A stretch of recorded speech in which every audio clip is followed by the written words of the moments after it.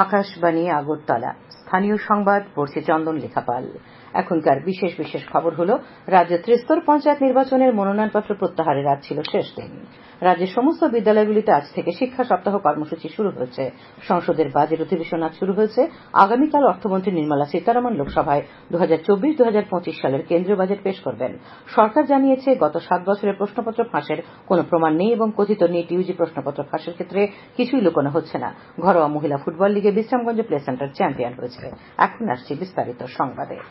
রাজ্যে ত্রিস্তর পঞ্চায়েত নির্বাচনের মনোনয়নপত্র প্রত্যাহারের আজ ছিল শেষ দিন। রাজ্যের সব জেলার চিত্র এখনো জানা যায়নি। সিপাহীজলা জিলা পরিষদের 13 জন প্রার্থী আজ তাদের মনোনয়নপত্র প্রত্যাহার করেছেন। জিলা পরিষদের সহকারী রিটার্নিং অফিসার তথা ডেপুটি কালেক্টর সোমেন দেবনাথ জানিয়েছেন, সিপিআই এর 1 জন, সিপিআইএম এর 7 জন এবং কংগ্রেসের 5 জন প্রার্থী তাদের মনোনয়নপত্র প্রত্যাহার করে নিয়েছেন। উল্লেখ্য, 17 আসন বিশিষ্ট সিপাহীজলা জিলা পরিষদে মোট 51 জন প্রার্থী তাদের মনোনয়নপত্র জমা করেছিলেন। অন্যদিকে জেলার অন্তর্গত বিশালগড় ব্লকে পঞ্চায়েত নির্বাচনের 8 জন কংগ্রেস প্রার্থী এবং বিজেপি দলের 1 জন প্রার্থী তাদের মনোনয়নপত্র তুলে নিয়েছেন বলে জানিয়েছেন বিশালগড়ের বিডিও তথা রিটার্নিং অফিসার নান্টুদেব। কাঠালিয়া ব্লকে গ্রাম পঞ্চায়েতে 16 জন প্রার্থী তাদের মনোনয়নপত্র প্রত্যাহার করেছেন বলে জানিয়েছেন অতিরিক্ত সমষ্টি উন্নয়ন আধিকারিক রতন নমো। তার মধ্যে সিপিআইএম এর 9 জন, কংগ্রেসের 6 জন এবং 1 জন নির্দল প্রার্থী রয়েছেন। বাংলাদেশের কোটা সংক্রান্ত বিষয়কে কেন্দ্র করে উদ্ভূত পরিস্থিতির জন্য আজ সোনামুড়ার শ্রীমন্তপুর স্থলবন্দর দিয়ে কুমিল্লা অঞ্চলের মেডিকেল পড়ুয়া 19 জন ছাত্রছাত্রী ভারতে এসেছেন। আজ শ্রীমন্তপুর স্থলবন্দর পরিদর্শন করেন সিপাহীজলা জেলার জেলাশাসক ড সিদ্ধার্থ শিব জয়সওয়াল। সীমান্তের জিরো পয়েন্টে তিনি ছাত্রদের সঙ্গে কথা বলেন। তিনি জানান, গত শনিবার থেকে আজ পর্যন্ত 492 জন ছাত্রছাত্রী বন্দর দিয়ে ভারতে ফিরে এসেছেন। তাদের সুবিধার দিকে বিএসএফ এবং প্রশাসন নজর রাখছে। তাদের আগরতলার ভগৎ সিং যুব আবাসে গাড়ি দিয়ে পৌঁছে দেওয়া হচ্ছে। মেঘালয় 40 জনকে সরাসরি সে রাজ্যে পাঠানো হয়েছে।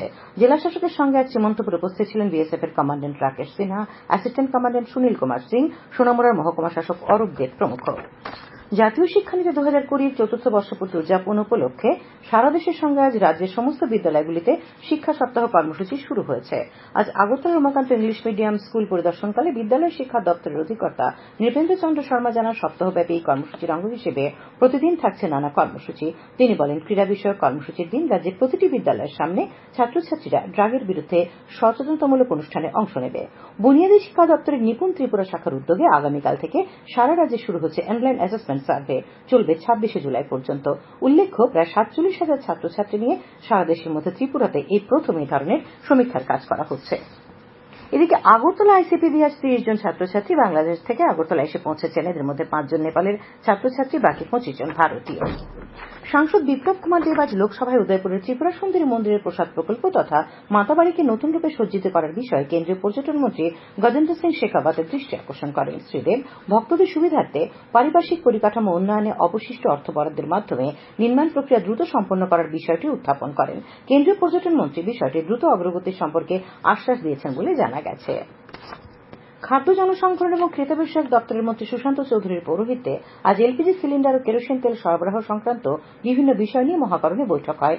এলপিজি সিলিন্ডার ও কেরোসিন তেলের মতো অত্যাবশ্যকীয় পেট্রোপণ্যের জন্য জনগণ যাতে কোনো ভোগান্তির সম্মুখীন না হন সে বিষয়ে বিস্তারিত আলোচনা হয়। বৈঠকে উপস্থিত ছিলেন খাদ্য জনসংভরণ ও ক্রেতা স্বার্থ বিষয়ক দপ্তরের অধিকর্তা নির্মল অধিকারী, সদরের মহকুমা শাসক Maniklal Das, Indian oil corporation limited এবং ত্রিপুরা ন্যাচারাল গ্যাস কোম্পানি লিমিটেডের উচ্চপদস্থ আধিকারিকরা। উপজাতি কল্যাণ এবং হস্ততাঁত ও হস্তকারু শিল্পমন্ত্রী বিকাশ দেববর্মা আজ আগরতলায় তাঁর দায়িত্বে থাকা 2টি দপ্তরে আচমকা পরিদর্শনে যান। মন্ত্রী শ্রী দেববর্মা পরিদর্শনের পর বেশিরভাগ সরকারি কর্মচারী সঠিক সময় অফিসে উপস্থিত না থাকায় অসন্তোষ প্রকাশ করেন। তিনি জানান, এই কারণে এখন থেকে সকাল 10:15টায় তার হোয়াটসঅ্যাপ নম্বরে কর্মচারীদের হাজিরা খাতার ছবি তুলে পাঠানোর নির্দেশ দিয়েছেন তিনি। আজ পরিদর্শনের সময় যে কর্মচারীরা অনুপস্থিত ছিলেন তাদের কারণ দর্শানোর নোটিশ দেওয়া হয়েছে। খবর প্রচারিত হচ্ছে আকাশবাণীর আগরতলা কেন্দ্র থেকে। সংসদের বাজেট অধিবেশন আজ শুরু হয়েছে। অধিবেশন চলবে 12ই আগস্ট পর্যন্ত। আগামীকাল অর্থমন্ত্রী নির্মলা সীতারামন লোকসভায় 2024-2025 সালের কেন্দ্রীয় বাজেট পেশ করবেন। কেন্দ্রীয় অর্থমন্ত্রী নির্মলা সীতারামন আজ লোকসভায় অর্থনৈতিক সমীক্ষা পেশ করেন। তিনি বলেন, 2023-2024 অর্থ বছরের 6.5% তুলনায় 2024-2025 সালে আনুমানিক 7% প্রকৃত মোট দেশজ উৎপাদন বা জিডিপি বৃদ্ধি হবার সম্ভাবনা। এদিকে প্রধানমন্ত্রী নরেন্দ্র মোদী বলেছেন, আগামীকাল যে কেন্দ্রীয় বাজেট পেশ করা হবে তা আগামী 5 বছরের যাত্রার দিক নির্দেশ নির্ধারণ করবে এবং 2047 সালে বিকশিত ভারতের স্বপ্ন পূরণের ভিত্তি স্থাপন করবে। আজ বাজেট অধিবেশন শুরু হওয়ার আগে সংসদের বাইরে প্রধানমন্ত্রী সাংবাদিকদের বলেন, সাম্প্রতিক লোকসভা নির্বাচনে জনগণ তাদের রায় দিয়েছেন এবং সমস্ত রাজনৈতিক দলকে আগামী 5 বছর দেশের জন্য একসঙ্গে লড়াই করতে হবে। শ্রী মোদী বিরোধী দলগুলির কথিত নেতিবাচক রাজনীতির সমালোচনা করে বলেন যে তারা তাদের ব্যর্থতা লুকোনোর জন্য সংসদের সময় নষ্ট করেছে। প্রধানমন্ত্রী রাজনৈতিক দলগুলিকে দলীয় বিষয়ের ঊর্ধ্বে উঠে আগামী 4.5 বছর দেশের জন্য নিজেদের উৎসর্গ করার আহ্বান জানান।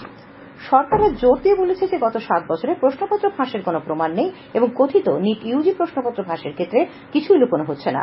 লোকসভায় আজ প্রশ্নোত্তর চলাকালীন শিক্ষামন্ত্রী ধর্মেন্দ্র প্রধান বলেছেন, জাতীয় পরীক্ষা সংস্থা গঠনের পর থেকে 240টি পরীক্ষা পরিচালনা করেছে এবং এনটিএ দ্বারা পরিচালিত পরীক্ষায় 4,50,00,000 বেশি শিক্ষার্থী পরীক্ষায় বসেছে। শ্রী প্রধান এই বিষয়ে বিরোধী দলের নেতা রাহুল গান্ধীকে উদ্দেশ্য করে বলেন যে দেশের পরীক্ষা ব্যবস্থা নিয়ে তার মন্তব্য নিন্দনীয়। প্রশ্নপত্র ফাঁসের বিষয়ে বিরোধী দলগুলির অভিযোগ প্রত্যাখ্যান করে তিনি বলেন, পাটনার কাছে শুধুমাত্র একটি জায়গায় নিট ইউজি পরীক্ষার সময় অসঙ্গতি ও অসদাচরণের খবর পাওয়া গেছে। তিনি বলেন, সিবিআই বিষয়টি নিয়ে তদন্ত করছে এবং নিট পরীক্ষার বিষয়টি সুপ্রিম কোর্টের বিচারাধীন। এর আগে শ্রী গান্ধী কথিত প্রশ্নপত্র ফাঁসের প্রসঙ্গ উত্থাপন করে বলেন, দেশের পরীক্ষা ব্যবস্থায় খুব গুরুতর সমস্যা রয়েছে। তিনি এই সমস্যার সমাধানে সরকারের পদক্ষেপ জানতে চান। সমাজবাদী পার্টির নেতা অখিলেশ যাদব এই বিষয়ে শিক্ষামন্ত্রী শ্রী প্রধানের পদত্যাগ দাবি করেন। আরএসপির এনকে প্রেমচন্দ্রনও আজ সভায় প্রশ্নপত্র ফাঁসের বিষয়টি উত্থাপন করেন। শিক্ষামন্ত্রীর উত্তরে অসন্তুষ্ট হয়ে বিরোধী দলগুলির সদস্যরা লোকসভা থেকে ওয়াকআউট করেন। রাজ্যসভা অধিবেশনের প্রথম দিনে আজ সকালে চেয়ারম্যান জগদীপ ধনখড় সদস্যদের আলোচনা ও বিতর্কের নীতিগুলি বজায় রাখার জন্য শক্তিশালী সংসদীয় বক্তৃতার জন্য অনুকূল পরিবেশ তৈরি করতে এবং জাতির সামনে একটি উদাহরণ স্থাপন করার আহ্বান জানান। তিনি সদস্যদের জনগণের কল্যাণে ঐক্যবদ্ধভাবে কাজ করারও আহ্বান জানিয়েছেন।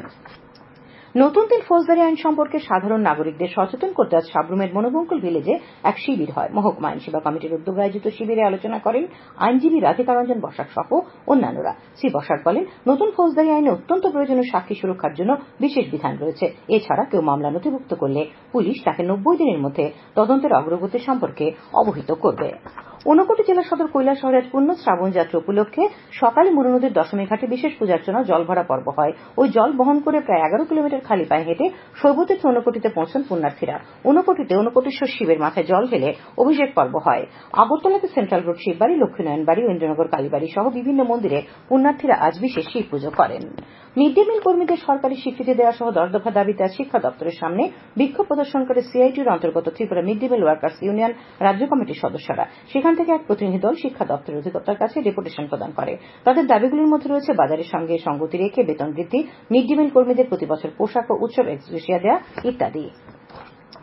কর্নেল মহিম ঠাকুরের 160তম জন্মজয়ন্তী উপলক্ষে মহিম ঠাকুর স্মৃতি সংস্থার উদ্যোগে আজ রাজধানীর কর্নেল চৌমুহনীতে তার পূর্ণাবয়ব মূর্তির পাদদেশে এক অনুষ্ঠানের আয়োজন করা হয়। অনুষ্ঠানে স্বাগত ভাষণ দেন সম্পাদিকা হেলেন দেববর্মা। অন্যান্যদের মধ্যে উপস্থিত ছিলেন আগরতলা পুর নিগমের কর্পোরেটর ভাস্বতী দেববর্মা, কর্নেল মহিম ঠাকুর স্মৃতি সংস্থার সভানেত্রী নিভা দেববর্মা সহ অন্যান্য সদস্যরা। অনুষ্ঠানে হেলেন দেববর্মার লেখা বাংলাদেশের মুক্তিযুদ্ধ ও ত্রিপুরার কর্নেল বাড়ি বইটির আবরণ উন্মোচন করা হয়। ঘরোয়া মহিলা ফুটবল লিগে বিশ্রামগঞ্জ প্লে সেন্টার চ্যাম্পিয়ন হয়েছে। আজ উমাকান্ত মিনি স্টেডিয়ামে সকালে অনুষ্ঠিত বিশ্রামগঞ্জ প্লে সেন্টার ও জম্পুই জেলা প্লে সেন্টারের লিগের খেলা 1-1 গোলে ড্র হয়। ফলে উভয় দল পয়েন্ট ভাগ করে। বিশ্রামগঞ্জ প্লে সেন্টার 21 পয়েন্ট নিয়ে চ্যাম্পিয়ন এবং জম্পুই জেলা 20 পয়েন্ট নিয়ে রানার্স হয়। আসরের শেষে উভয় দলকে পুরস্কৃত করা হয়। অনুষ্ঠানে Padmashri Olympian gymnast Dipa Karmakar, Dronacharya coach Bishweshwar Nandi, রাজ্যের বরিষ্ঠ সাংবাদিক সুবল কুমার দে এবং টিএফএ সভাপতি প্রণব সরকার উপস্থিত ছিলেন।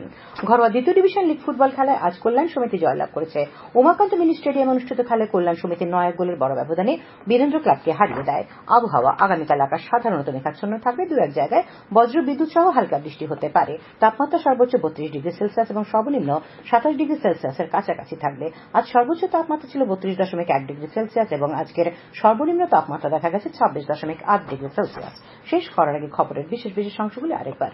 রাজ্য ত্রিস্তর পঞ্চায়েত নির্বাচনের মনোনয়নপত্র প্রত্যাহারের আজ ছিল শেষ দিন। আজ থেকে রাজ্যের সমস্ত বিদ্যালয়গুলিতে শিক্ষা সপ্তাহ কর্মসূচি শুরু হয়েছে। সংসদের বাজেট অধিবেশন আজ শুরু হয়েছে। আগামীকাল অর্থমন্ত্রী 2024-2025 সালের কেন্দ্রীয় বাজেট পেশ করবেন। সরকার জানিয়েছে গত 7 বছরের প্রশ্নপত্র ফাঁসের কোন প্রমাণ নেই এবং কথিত নিট ইউজি প্রশ্নপত্র ফাঁসের ক্ষেত্রে কিছুই লুকোনো হচ্ছে না। ঘরোয়া মহিলা ফুটবল লিগে বিশ্রামগঞ্জ প্লে সেন্টার চ্যাম্পিয়ন হয়েছে। স্থানীয় সংবাদ আজকের মতো এখানে শেষ হলো।